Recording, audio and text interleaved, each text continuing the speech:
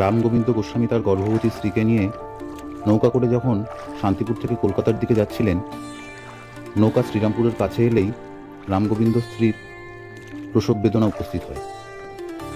নৌকা তখন তীরে ভেড়ানো হয় এবং তারপর রামগোবিন্দ স্ত্রী একটি পুত্র সন্তানের জন্ম দেন।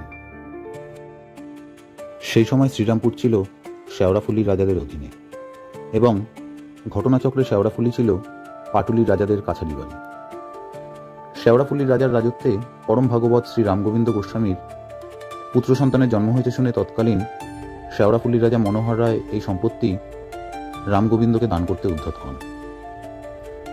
রামগোবিন্দ সেই দান নিতে অস্বীকার করলে একটি বাড়ির বিনিময়ে সেই সম্পত্তি শেওড়াফুলির রাজার কাছ থেকে কিনে নেন। এইভাবেই পাটুলির লক্ষণ চক্রবর্তীর পরিবার ভাগ্যচক্রে এসে উপস্থিত হন শ্রীরামপুরে এবং তৈরি হয় এই গোস্বামী রাজবাড়ি।